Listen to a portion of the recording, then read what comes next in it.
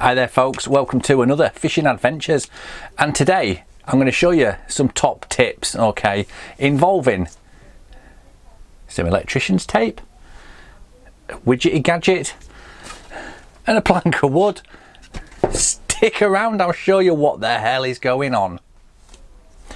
So the first tip I've got for you is this little gadget here. It's made by a company called Stonfo and it's a neutral buoyancy device, okay. Let me show you how it works because I can't explain it really. Basically, you get your pole float and you stick it in there. So far so good. Then what you need to do is just drop it into some water. So there we go, we drop it in and that'll slowly pull the float down, okay, until it finds its natural buoyancy point, which you can generally see is going to be halfway up the body, okay. And you're probably thinking, well, that doesn't help me because there's no shot on there at all, but this is where the magic happens, okay.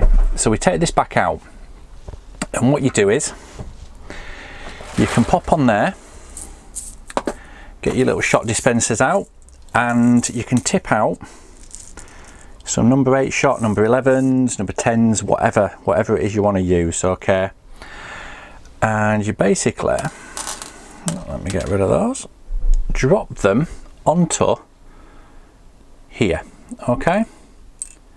So we put 4 on there. This is a little Mark Pollard 4x8 float and I've had this for years and I love it, absolutely love this pattern. I've got loads of them.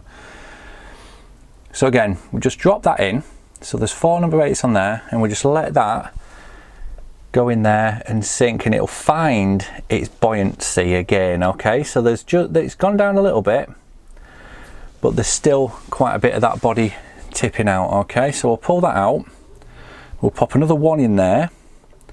Now with shotting patterns you can either use number 8s or lower. Now for this bit of this I'm just using number 8s because I know this next one will get it more or less where I want it, okay. Yeah, so you've got it. Let me just pull it this way a little bit so you can see now that is pretty much spot on, okay. And that allows you, then you can either add something really tiny like a number 11 or a number 12 shot as a dropper, or depending on what hook bait you're using, that'll get that critically balanced, okay. So that's just dead simple, dead fast, dead clean, easy way of doing it. And if you're doing up multiple floats of the same size, you know then instantly that for that one you need, what we've got there, 5 number 8s. Simple, innit? Tip number 2, getting your rigs sorted out. Now you know how many shot each float pattern takes, you should start really tying your rigs. Do you know what I mean? And this is where this little bad boy comes in. It's a plank of wood. Come on, what are you doing? Okay, so dead simple. This is just some I had laying around. Basically all I've done is there, I've whacked a nail in there and I've marked on there, I don't know if you can see those little marks, okay. They are spaced out 100 mil each time, okay. So now I've got my length of line. What I'm going to do is going to use a tiny little loop tire just to get that hook length loop on the end. I'm going to hook that onto there, so that is sitting on there nice and neat, okay. And now I can stretch my rig out along that board with those increments, okay, and it helps me get the shot in just how I want it. I want them evenly spaced up the rig basically, and the reason for that is when you first kick off your session you don't know where the fish are, so it's always best to drop your rig in and let that hook bait sink really slowly so you're covering the full water column, okay. If you had a bulk of shot like I've got set up on this one, your hook bait's gonna go straight down to the bottom. You're gonna miss potentially 90% of the water, okay. So first of all, spread them out. Ideally you want to be using number 8 shot on your line with a couple of number 10 droppers further down, okay, near the hook length, one just above that little tiny loop, and that will just make sure that that hook bait slowly falls, really agonizingly slowly, and that will tempt any fish that see it on its way down.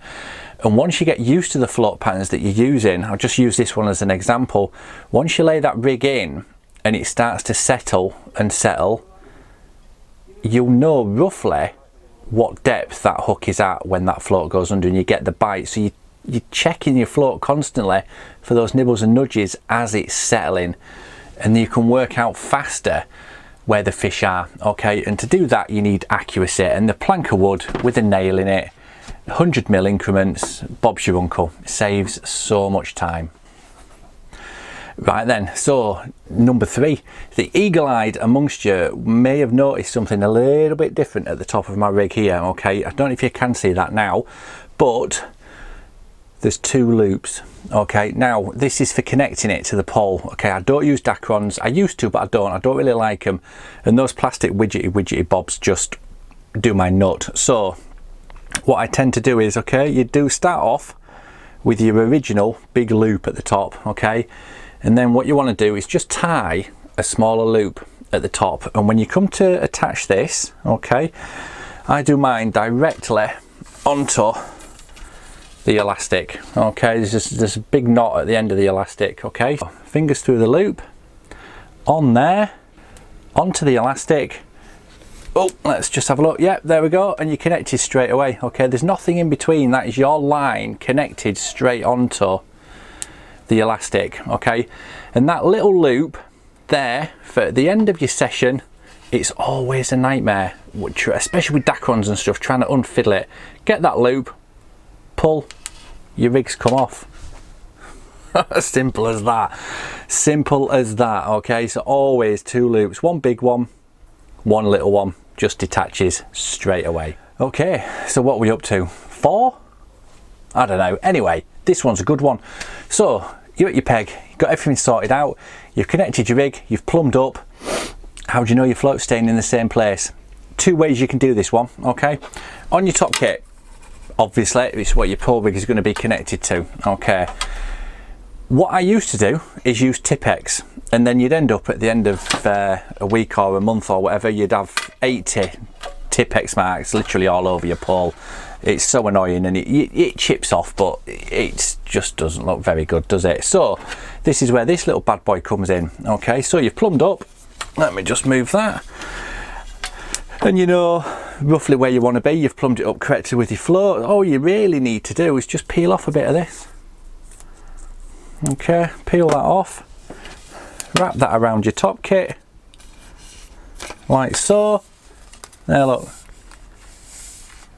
you know every single time that's where your float's going to be. Okay, fasten your hook onto the bottom, bring that up, make sure wherever you've plumbed your float up to, whether it be the bristle or the body, is in line with that bit of tape.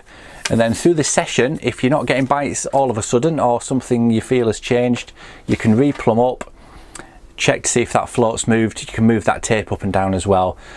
Dead simple, 2-minute trick. Okay, it's always important to know exactly what depth you're fishing at, and if you do move your float up or down, you need to know how far away you were from the original where you plumbed up. Okay, so that's just a top tip, dead simple, but do it. It makes a massive difference. Okay, so now you know what sort of shot